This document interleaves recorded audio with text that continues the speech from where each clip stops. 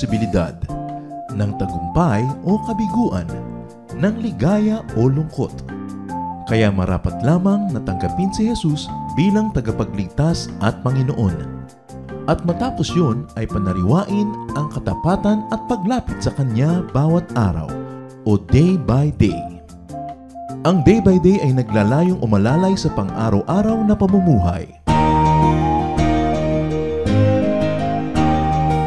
Narito po si Kuya Ed Lapis sa mensaheng pinamagatang Enjoy what you have.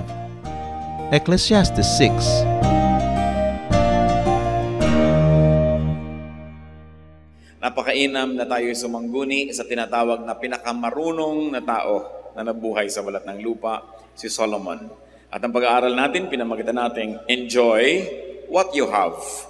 Kailangan na lasapin at tamasahin ang kasiyahan mula doon sa mga ipinagkakaloob sa atin ng Diyos. Ama namin sa langit, salamat sapagkat kayo Diyos na kumikilala sa aming mga kakulangan.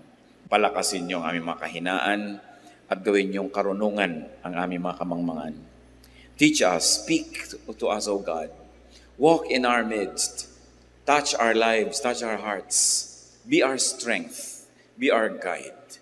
At nawa, Panginoon, sa aming pagtitipon ay pagkalooban niyo kami ng inyong pagtatanggol mula sa gawa ng mga masasamang tao at masasamang espiritu. Ganon din, Panginoon, may you protect our loved ones who are not with us right now. And may you take care of all of us like who you are, a father, shepherd, that you are our leader, our teacher, our shelter, and our fortress. Nawa, Panginoon, sa aming pag-aaral, bigyan niyo kami ng insights. Give us wisdom to apply to daily life these lofty, these noble, and beautiful ideas. Lead us, teach us. In the name of Jesus, our teacher and healer, we pray. Enjoy what you have. Ecclesiastes 6, verses 1 to 6. I have seen another evil under the sun, and it weighs heavily on men. God gives a man wealth, possessions, and honor, so that he lacks nothing his heart desires. But God does not enable him to enjoy them, and a stranger enjoys them instead. This is meaningless, a grievous evil. A man may have 100 children and live many years, yet no matter how long he lives, if he cannot enjoy his prosperity and does not receive proper burial, I say that a stillborn child is better off than he. It comes without meaning, it departs in darkness, and in darkness its name is shrouded. Though it never saw the sun or knew anything, it has more rest than does that man, even if he lives 1,000 years, twice over, but fails to enjoy his prosperity. That's a problem with men, as Solomon has observed it. And he asks, do not all go to the same place?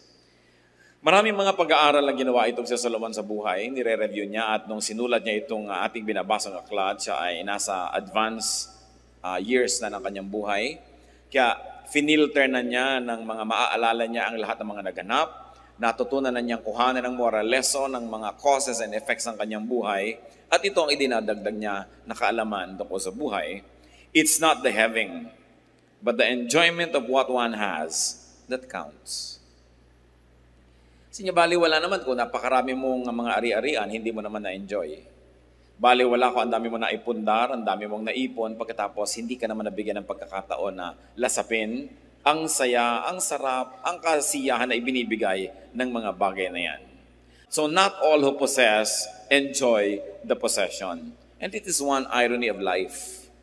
So many people work so hard to put up many houses that they never get to live in.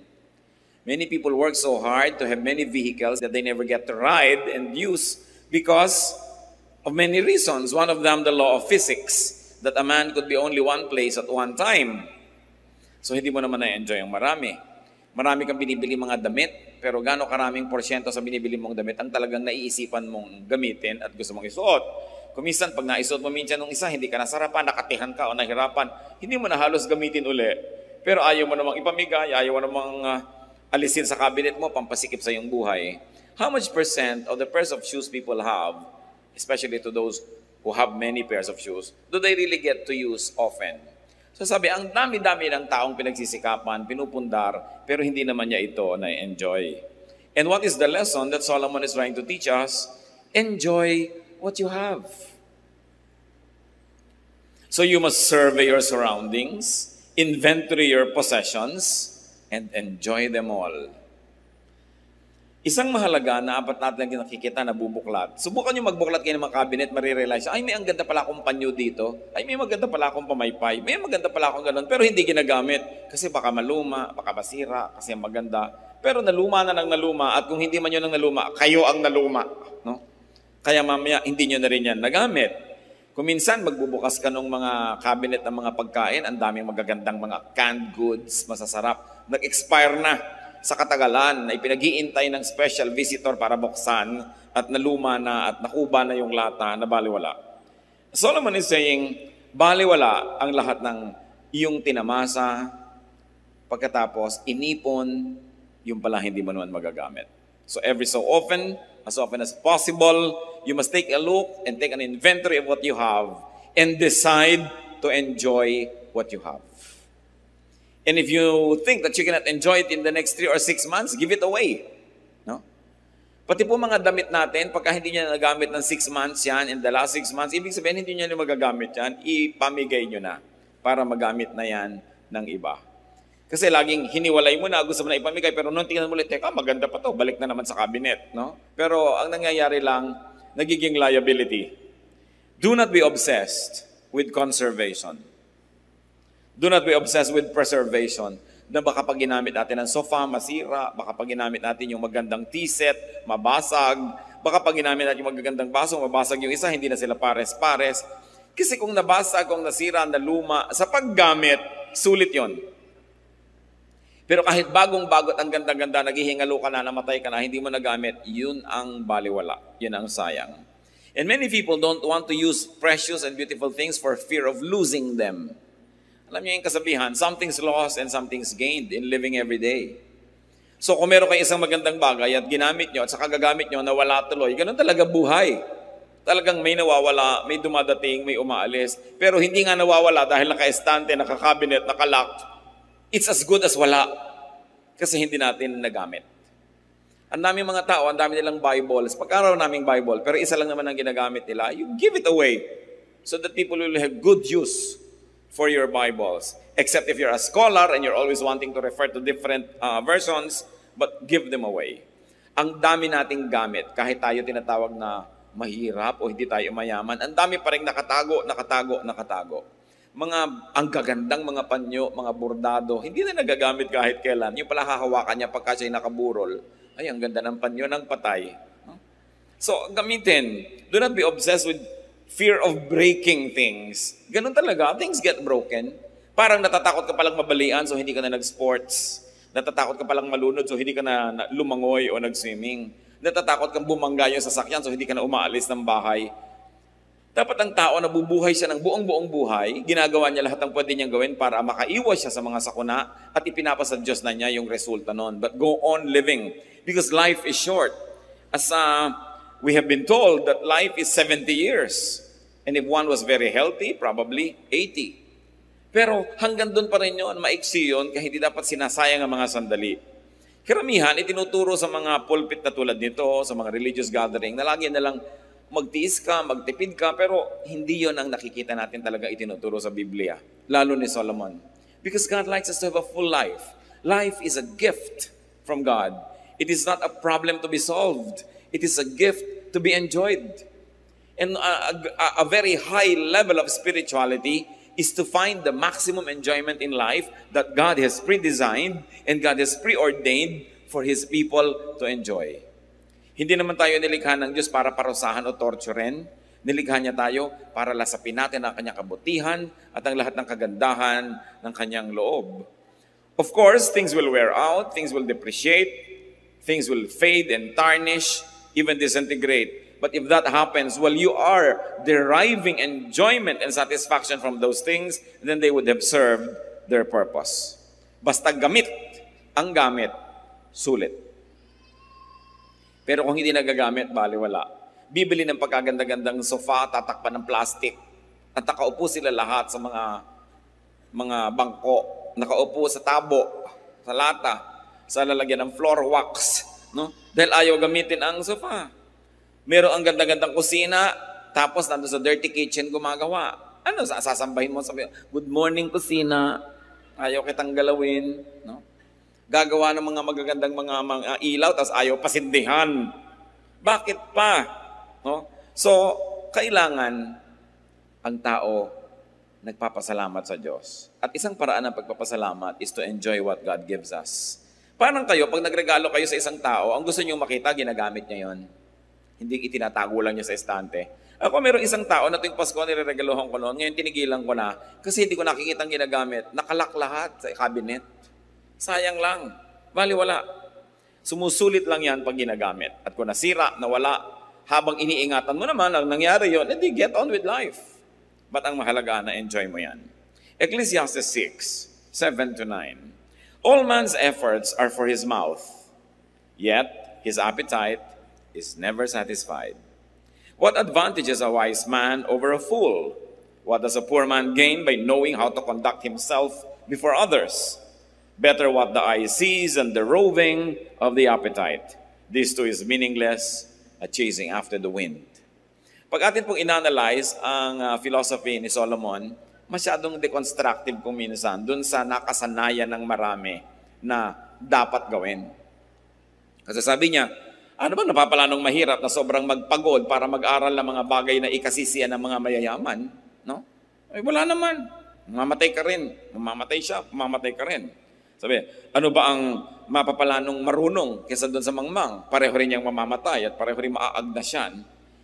Now, let us not take these things very, very literally. Hindi niya sinasabing baliwala na mag-aral ka ng manners o i-refine mo yung mga paraan ng pamumuhay. Hindi niya sinasabing baliwala yung matuto ka kasi siya nga nag-aral din ng nag-aral. Ang ibig lang niyang sabihin, don't be too serious about these things. Natuto ka, gamitin mo. Hindi ka natututo, don't despair. May buhay ka pa rin at tuloy pa rin ang iyong buhay at kapareho ka lang ng mga marurunong, pareho lang kayong buhay at pareho rin kayong mamamatay. It is very liberating to learn from Solomon, not to take ourselves too seriously, not to take every detail of life too seriously, and then to make the most out of every event in life. So anong itinuturo dito ni Solomon sa verses 7-9? Enjoy only what you have and do not covet what you do not have. Sabi niya, better what the eye sees than the roving of the appetite. Mabuti yung hawak mo na kaysa sa yung inaasam mo na malayo. So sabi niya, kung anong meron ka, yun ang iyong enjoyin. Marami pong tao miserable, hindi masaya, hindi kontento, kasi kung ano yung meron sila, hindi yun ang kanilang ine-enjoy, at kung ano yung wala, yun ang inaasam. Hindi na magtutugma kahit kailan yung supply at demand, at lagi na lang siyang laging parang kulang. Parang sabi ni Percy Bysshe Shelley, isang Ingles na makata, we look before and after. We don't look at the now. We look before and after and pine for what is not. Ang hinahanap ay yung wala. Ang gusto ay yung hindi pwedeng mangyari. Kaya lagi na lang kulang at kulang. Mga kapatid, anong ibig sabihin? To enjoy what you have and not to covet what you do not have. It can mean misery, it can mean happiness kung naintindihan natin ang ibig sabihin nun. Lahat ng tao meron po tayong pag-aari. Meron tayong atin. Meron tayong sariling bahay. Kung hindi man nire-rent mong bahay, o kaya nakikitira ka, di arkinin mo sa iyong puso na ito yung bahay ko. Pero kung ang laging isipin mo yung bahay ng iba, hindi ka nasasaya. Ang bawat tao may trabaho, may profesyon, may ginagawa. Kung ang lagi mong kinakaingitan yung ginagawa ng iba, ano lang mangyayari sa buhay mo? Lahat tayo may kakayahan, may talento. Lahat naman tayo may ilong. May tao ba namang walang ilong? Pero laging ilong ng may ilong ang kinakaingitan mo at gusto mo maging korte ng ilong mo ang ilong niya, hindi ka talaga sasaya. Ang sinasabi ni Solomon, ayan ka, maraming binigay sa iyo ang Diyos. May mata ka, may ilong ka, may kamay ka, may kulay ka, ayan ang kutis mo. Ba't laging gusto mong maiba yan? Kaya lagi ka nalang laging kulang, kaya lagi ka nalang hindi masaya. Desiring this man's art or that man's scope, with what I most enjoy, contented least. Sabi naman ni Shakespeare. Lagi na lang gusto ko yung kaya niya, yung ginagawa niya, yung talento niya. Kaya tuloy nagsisikap ang tao At sabi ni Solomon, napakaraming pagsisikap ng tao dahil lang sa inggit sa kapwa. Kaya lang naman aral ng aral, hindi naman dahil gustong matuto, dahil gusto niya mas mataas yung grade niya kaysa sa kanyang classmate. Kaya naman palaki ng bahay, hindi naman dahil kailangan kasi nakikipag-compete pala siya sa laki ng bahay sa barangay nila o kaya sa mga kapatid niya o sa mga pinsan niya. Sabi niya, so much of what man does is born out of envy. Kaya nakikipag-compete. No? Tama na sana yung kanyang waistline, pinapaliit pa kasi nakikipag-contest pala siya sa isang mas maliit naman yung baywang. Hindi ka natitigil dahil sabi nga sa Desiderata, there will always be the greater and the lesser person than yourself. So what is important is for you to be at peace with yourself. Ito yung height ko, ito. Ito yung weight ko. What I'll do is I'll do my best so that I'll be healthy, pero kung talagang doon na lang, ito ako. Ito yung kulay ko, ito yung buhok ko. Kaya napakaraming tao nakakalbo. Sa dami na nang inilagay ng mga asupre sa ulo para mag-straight ang hair. No? Kung kulot ka ba, di kulot. Marami ka pang mahuhuling insekto. Bakit laging kailangan iba?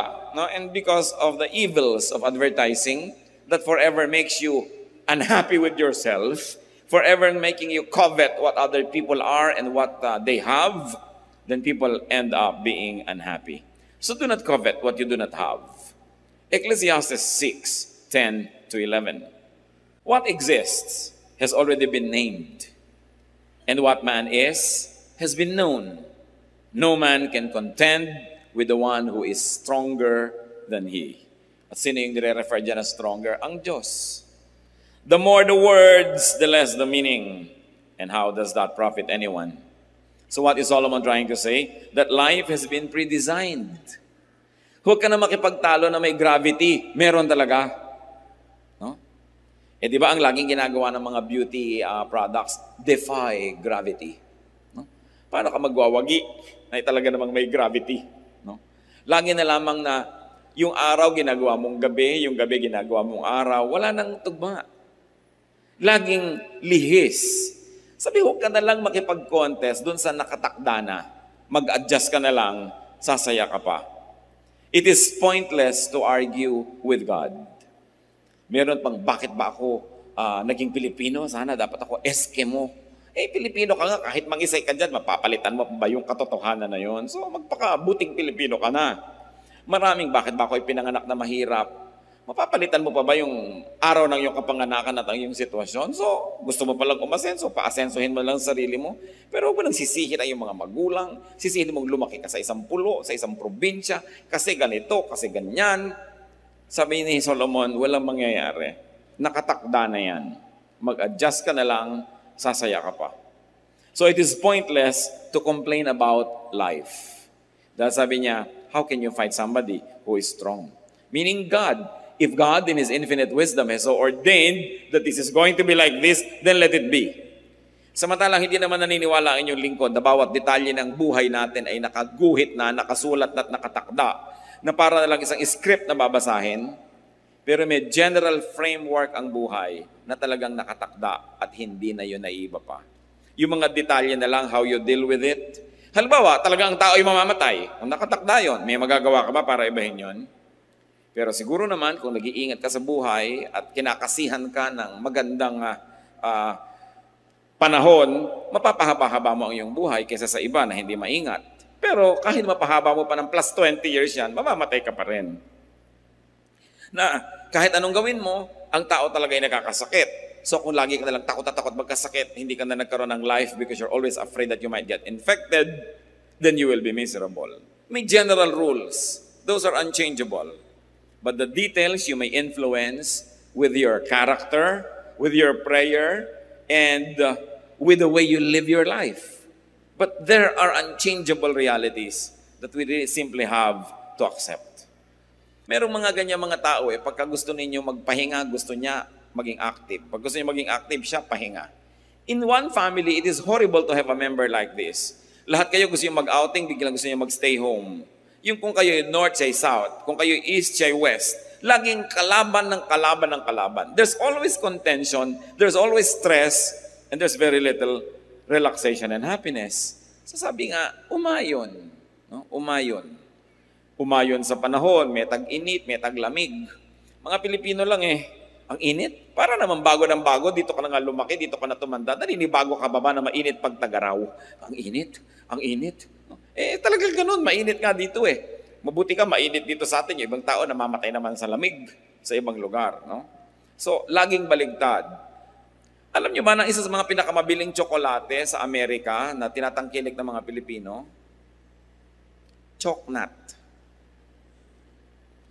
Nung nandito sa Pilipinas, walang inasam kundi kumain, no, ng mga Western products sa tsokolate. Mga nasa Amerika na, choknat ang pinagkakaguluhan.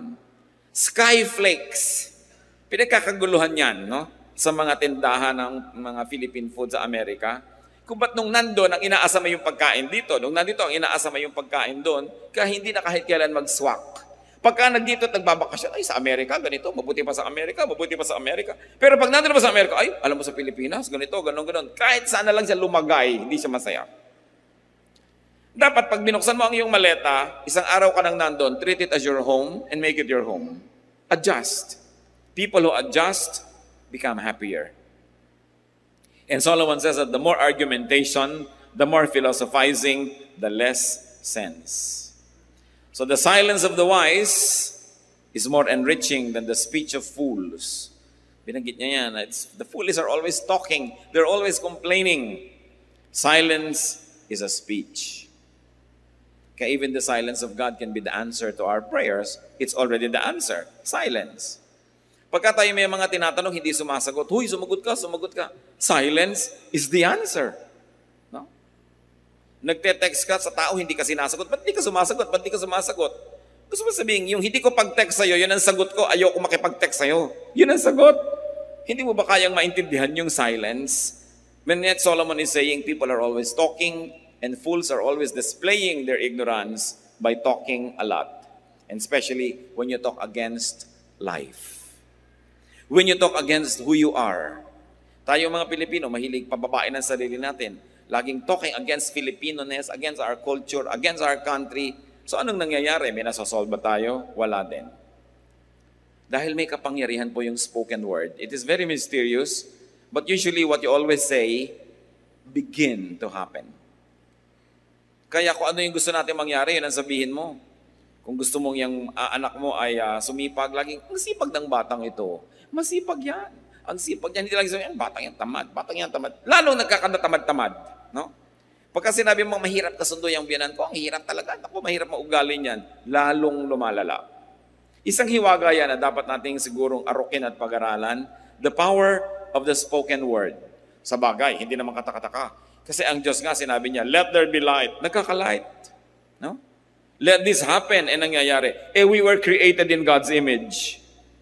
So mahirap bang ma-connect na may kapangyarihan ng ating salita? So, talk positive. No? Instead negative. Because what we say have a mysterious way of becoming real in our lives. Then verse 12 of Ecclesiastes 6. For who knows what is good for a man in life? During the few and meaningless days he passes through like a shadow, who can tell him what will happen under the sun after he is gone? Itinatanong ni Solomon, sino nga bang nakakaalam kung ano ang mabuti para sa tao? Sino ang makakapagsabi kung ano ang mabuti para sa kanyang kapwa? Dito sa maiksing buhay na ito, na napakarami namang walang kahulugan. Meron bang makapagsasabi kung ano ang naghihintay na bukas sa atin? Kung ano ang mangyayari sa hinaharap? So what is Solomon trying to say here? That no one really knows the mystery of life. No one. No one really knows the dynamics of man, how to live, and what is good for others and for himself. So anong i-apply natin dyan? Talagang kani-kanyang aral, kani-kanyang trial and error ang buhay. Pati pagpapalaki ng mga anak, wala yung formula. Alam nyo yan, kayong mga nakapagpalaki na. May pinalaki kayong anak sa higpit. Hindi nag-work. Meron naman kayong pinalaki sa luwag. Hindi rin nag-work. May pinalaki ka sa layaw, may pinalaki ka sa tipid. Wala kang makitang rule how to raise children. Why? Kasi kahit pare-pareho ang policy mo sa iba't ibang mong anak, iba-iba ugali niyan. O kaya iba-ibahin mo naman yung policy mo, iba-iba pa rin yung ugali nila, hindi mo na mahanap. Kaya meron, huy, bakit ang luwag-luwag mo? Nasubukan ko na yung mga panganay ko, ang higpit ko, ayan ang mga nangyari. Hindi rin nag-click. Sinasabi ni Solomon, walang nakakaalam niyan. At ano ang application nun sa ating buhay, mga kapatid? Huwag kayo masyadong umasa sa mga expert na akala mo alam nila ang gagawin nila sa buhay. At huwag din tayong laging tinuturuan natin ng kapwa kung anong gagawin. Malay mo talaga kung anong dapat gawin. Alam mo ba talaga? So binibigyan natin ang sarili natin at ang ating kapwa ng kalayaan na pag-aralan ng buhay at gumawa ng mga experiment din sa buhay. Don't play it too safe. Because to play it too safe, when nothing happens in your life, that's when you don't have a life. And what does it mean? That we must allow ourselves to commit mistakes. And that we must allow people around us to commit mistakes. Because nobody really knows what to do. Hindi talaga natin alam ang buhay.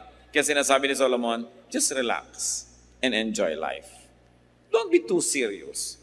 Gusto mo lagi kang maging top, maging honor, hindi ka na lagi mag-enjoy niyan. O may mga grading period, may mga time na hindi ka honor, di wag. Ngayon, kung kaya mong lagi maging honor without stealing happiness from your own self and without making other people miserable, then it's all right. You don't always have to be number one. And brothers and sisters, if you can, whenever you can, be wise. Don't be number one. Yan ang isa sa mga pinakamahihirap na mga pasanin sa buhay, that you are number one. Una, mahirap maging number one. Pangalawa, ang hirap i-maintain ang pagiging number one. Wala ka nang gagawin kundi i-maintain yan.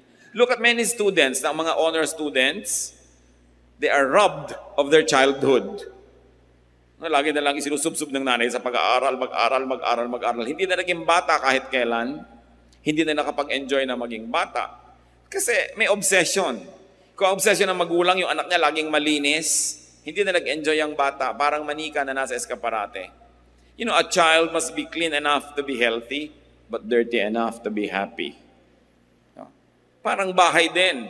A house must be clean enough to be healthy, but dirty enough to be happy. Kasi kung minsan parang ospital na yung bahay mo, ang higpit pala nung misis na nakatira doon, no? Pati yung asawa, pagka humiga sa kama, nalukot. Tumayo ka, nalukot. Ayusin muna natin.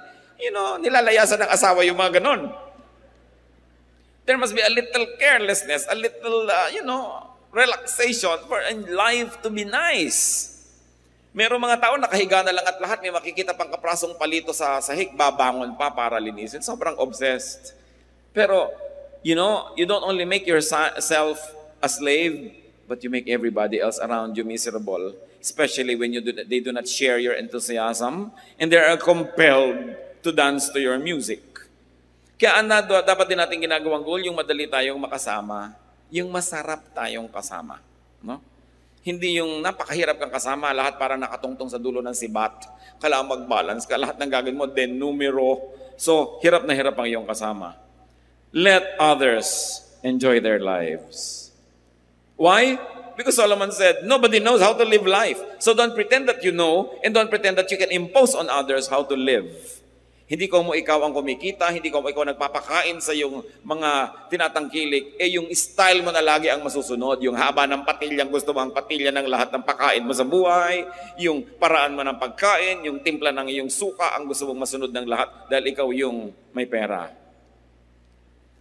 Giving people around us the freedom that God has really intended for every human being is one of the greatest gifts that we can give to people. Napakarami pong buhay, mga kapatid, hindi talaga naipamuhay ng may-ari kasi nakasunod lang sa anino ng iba. Lalong-lalo kung meron tayong tatay o nanay o lolo o tita na very domineering and they also happen to be economically powerful, many lives are never lived. They just become footnotes of the life of the people who control them. And because we really don't know, nobody's really sure what works and what doesn't, we must permit the other person, those who are near us, to live life in the way they think they should live it. We should not even impose our morality, even our religious beliefs on others, because even a religious belief is very personal. Ayaw mong kumain ng ganito, huwag mong ipilit sa iba. Ayaw mo ng ganitong gawin dahil sa iyong morality, huwag mong ipilit yan sa iba. Kasi tayo isa-isa, kanya-kanyang haharap sa Diyos. Kanya-kanya tayong mananagot. Ecclesiastes 6:12, "For who knows what is good for a man in life?" Talagang napakaraming susubukan mo para mo malaman. No one really knows what is good for a man in life. Tanong, lahat ba ng mga financial advisor mayaman? Diba ang dami ngayon, may bagong profession ngayon sa bangko, yung wealth manager. Ang itatanong muna, teka muna iha, wealthy ka ba? Hindi po, empleyado po ako dito. Anong malay mo na mag-manage ng wealth ko? Wala ka naman palang wealth, no? At hindi mo naman pala nagawang wealthy ang iyong sarili.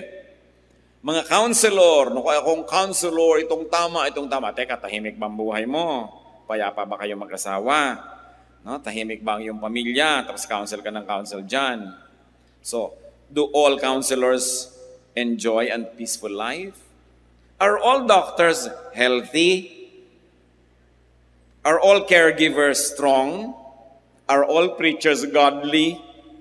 Can fortune tellers tell their own fortunes? Bakit maraming manghuhula na mamatay, hindi nila nahulaan na mamamatay sila? No? Can all fortune tellers foretell their own future? Are parents and elders always right? You know that the answer to all this is no. So who are we to impose on others?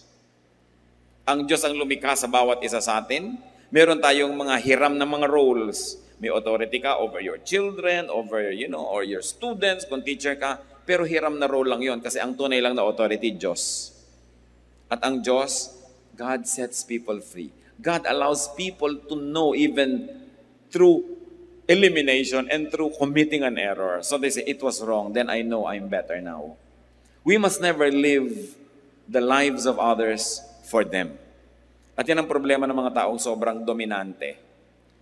Control natin ang lahat. Let go. Because they don't enjoy and neither do you. Since no one really knows and understands life, we should be cautious in giving advice, in imposing our beliefs on others.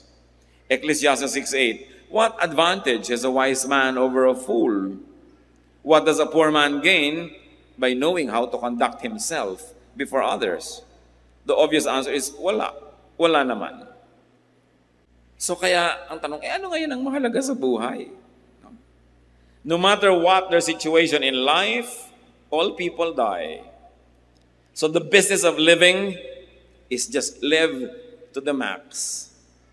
Live life to the fullest within what your today allows you. As we have always said, today is called cash. Tomorrow is only a promissory note. You don't know kung funded yan. You don't know if it will be good. So don't fail to enjoy today. Live your life and let others live theirs. Die when you have to die, but live while you're alive. Habang kaya nyo maglakad, maglakad-lakad na kayo kasi hindi naman laging kaya nyo yan eh. No? Ang dami ko nang nakita mga turista sa iba't ibang panig ng mundo. Pagkatatanda na, talagang halos gumapak na lang sa 3 hakbang, halos hindi na maka-enjoy, noon pa nila naisipang mag-tour. Because one of the ironies of life is, retirement money nila yon, hindi naman ibibigay sa kanila habang malakas pa sila. So you see, yung mga biro ng buhay, kung kailan ka nabigyan ng pera, yung hindi ka na makakagalaw, so dapat minamaximize natin habang tayo may lakas, habang tayo may kamataan na lalalabi sa ating katawan, i-maximize nyo na yung pwedeng gawin. Because you are not sure if your strength will stretch together with your years. Kaya sayang yung, hindi ko pa ito nagawa noon, hindi ko pa nagawa. That's why we counsel young people not to marry very early. Kasi pag nag-asawa ka, lalo nagkaanak ka na, ang dami mo nang hindi magawa eh. No? Na dapat sana, do sa edad mo na yon nagagawa mo pa. Kaya nasisira kung napakaaga kung minsan ang nagiging mga pag-aasawa, lalo't wala namang maraming pera. Live while you are alive. Kung atin pong kukuhanin yung central teaching ng Ecclesiastes, yun eh. God gave you life, live it to the fullest. Don't let others live it for you, and don't live their lives for them. So what do you have that you do not enjoy? Dapat siguro balikan natin yun. Ecclesiastes 6:9, better what the eye sees than the roving of the appetite. Mas mabuti pa yung nasa sayo kahit konti kaysa yung malaki pero hindi naman sayo at inaasam mo lang. Ang ibig sabihin nitong si Solomon. Mag-review tayo mga kapatid. Anong meron kayo na hindi nyo na-enjoy? Maaring mga material possessions, maaaring talent or skill, maaaring friends, friendship, and social skill, kasi hindi pwedeng walang-wala ka. Laging meron ka. May kaibigan ka, may kakilala ka, may kakayahan ka, may talent, meron kang damit, meron ka sigurong bahay, kung ano man yon. Pero isang pagtataksil sa kabutihan ng Diyos na yung meron tayo, hindi natin ma-enjoy. Pagkatapos, aasam-asam ka doon sa nasa iba at wala ka. Baligtad. At ito pong Ecclesiastes 6:9 na ito, napakalinaw sa contemporary English version. Sabi, it is better to enjoy what we have than to always want something else, because that makes no more sense than chasing the wind. Aming Diyos, kami po ay nagpapasalamat dahil marami kayong binibigay sa amin. Kung kami binigyan mo ng anak, salamat. Kung kami binibigyan mo ng asawa, salamat. Kung kami binibigyan mo ng magulang, kapatid, salamat. Kung binibigyan mo po kami ng bahay o sasakyan o natitirhan, salamat. Kung binibigyan mo kami ng lakas ng katawan, kapangyarihan, talent, salamat. Turuan niyo po kami, Panginoon, na maging mapagpasalamat, maging appreciative sa mga bagay na ito. At huwag kaming umasam doon sa bagay na wala sa amin ngayon. Bagamat di naman masamang pagsikapang magkaroon, but teach us to enjoy what is here, what is now. So that we may never waste today and we may never be possessed by regrets in the future. Kung may mga sinasaya kami, Panginoon, na oras na dapat sana'y nagagamit namin sa pinakatamang activity na bagay sa oras na yon, gisingin niyo po kami at ipakita yon. Sa bawat edad ng buhay, below 10, below 20, below 30, below 40, 50, 60, 70, lahat ng ito, Panginoon, ay may kakambal na mga dapat gawin. Ituro mo sa amin na lumagay sa lugar at gawin namin yung kakambal ng aming edad, kakambal ng aming lakas, kakambal ng aming mga kakayahan. Yun ang magawa namin. Not to be doing the wrong thing at the wrong times, but to always be attuned to the seasons. Solomon said that for everything there is season and a time for every matter under heaven. So teach us, Lord, to time our activities, to have the wisdom to know what is good to do at this and that time, so that we may benefit. Ipakita mo sa amin ngayon, Panginoon, kung may mga opportunities kaming pinapalampas na hindi dapat palampasin. Kung may mga lakas kami mga sinasayang. Magbulay-bulay tayo mga kapatid, hingin natin sa Diyos yung personal application ng chapter na ito. Surely it was recorded in the Bible for our benefit. Kailangan lang hanapan natin ang kahulugan at hanapin natin kung ano ang kahulugan nito sa ating buhay. Let's spend some moment in silence and ask God to give us wisdom in applying these truths in our lives. Surely Ecclesiastes is a very useful book. Ask God to teach you why and how.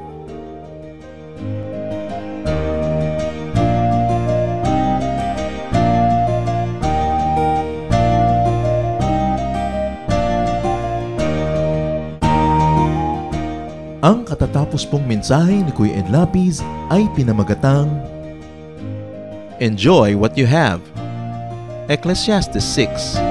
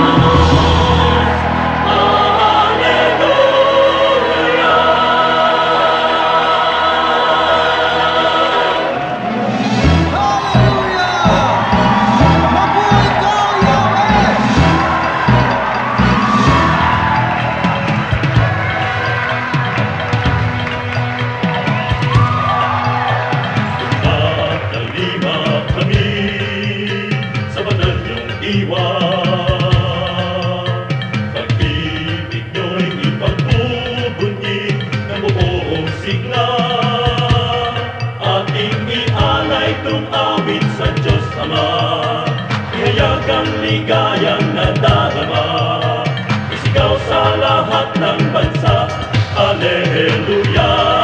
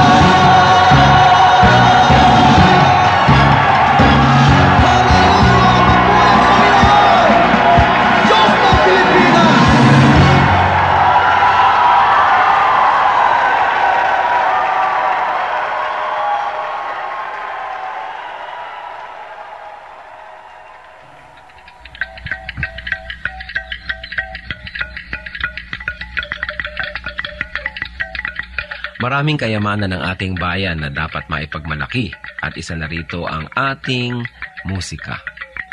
Napakarami ng mga instrumentong pangtugtog ng ating lahi. Isa na rito ang kulintang tamlang ng mga Maguindanao sa Cotabato.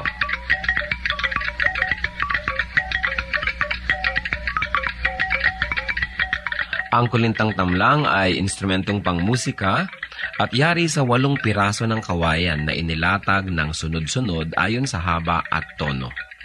Hinahampas ito ng 2 maiigsing patpat sa magkabilang kamay. Sa mga Maguindanao, ang kulintang ang pinakakilala at pinakapangkaraniwang instrumentong ginagamit sa mga kasiyahan. Ito ay isang hanay ng 8 maliliit na agong na may umbok. Subalit sa kakulangan nito ay maaring gamitin sa halip ang kulintang tamlang. 2 tao ang maaring tumugtog sa isang set ng kulintang tamlang.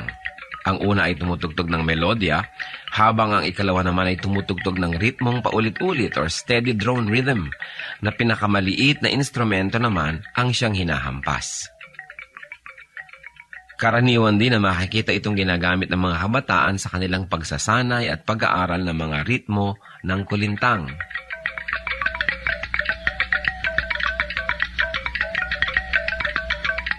Yan ang kulintang tamlang ng mga Maguindanao sa Cotabato.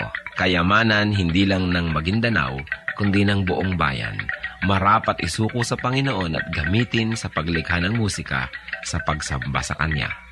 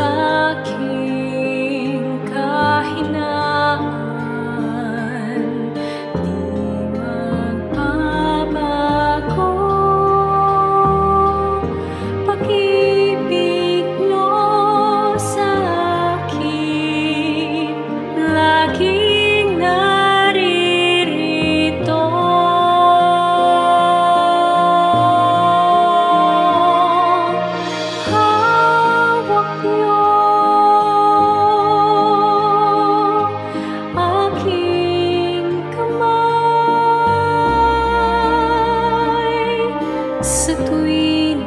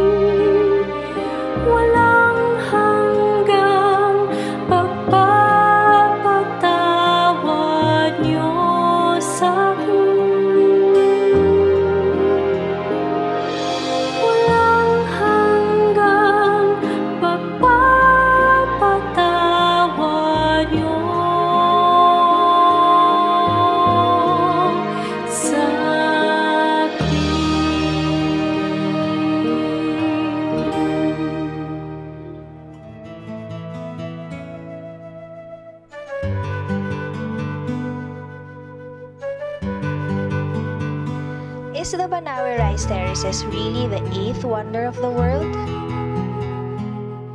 Bansag lang naman yung 8th wonder kasi there are official 7 wonders of the world. Siyempre, according to Herodotus yun, ano? Eh, hindi naman nakarating yan sa Banawe. Siguro yung Banawe dapat number 1 eh kung nakita niya. Eh, hindi naman niya nakita. So, Western imposition na naman yan kasi yun ang nasa inventory nila of the accomplishments of civilizations that they learned about. But I guess that the Banawe or the Ifugao Rice Terraces should be the foremost wonder of the world because it is the grandest, biggest, highest man-made monument of antiquity not made by slaves. The pyramids of Egypt, were good, beautiful, but they were made by slaves for only one pharaoh or his family. Ganyan din naman yung Hanging Gardens of Babylon. Ang daming napagod gumawa niyan for the vanity of one queen, asawa ni Nebuchadnezzar. Yung Great Wall of China, milyones na mga tao ang namatay sa paggawa niyan to keep one imperial family in power. In other words, all of these so-called great monuments were built on the backs of untold million and undescribable suffering for the benefit of a few, but not the Ifugao Rice Terraces. They were made by a free people for food, for the benefit of all. Put end to end, the terraces will cover halfway around the world on the equator. At ito lang kaisa-isang living monument of antiquity in continuous use mula nung ito'y ginawa hanggang sa ngayon. The Ifugao Rice Terraces is one of the grandest accomplishments of the Filipino people.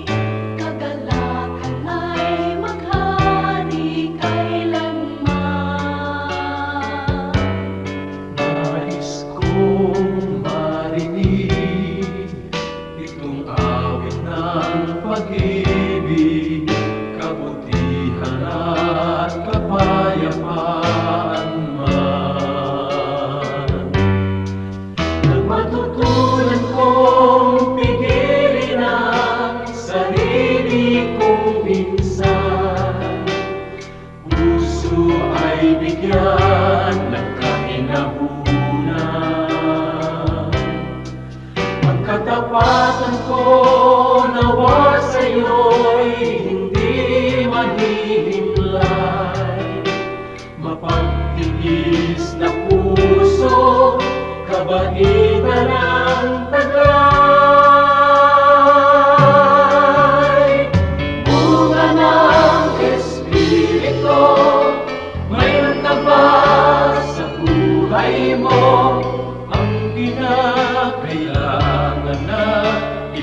Ipakita ng Kristiyanong tunay, bunga ng Espiritu. Kung wala sa buhay mo, kay Jesus tanggapin mo. Bunga ng Espiritu.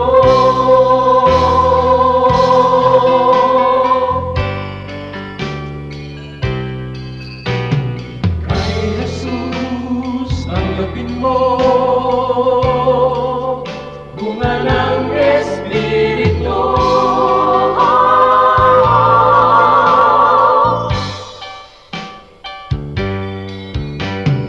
Bunga ng Espiritu, mayroon ka ba sa buhay mo ang kinakailangan na ipakita ng Kristiyanong tunay, bunga ng Espiritu.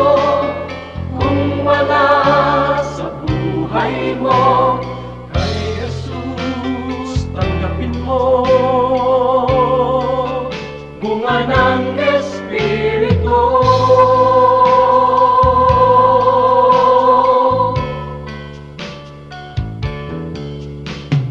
Kay Jesus tanggapin mo. Bunga ng Espiritu.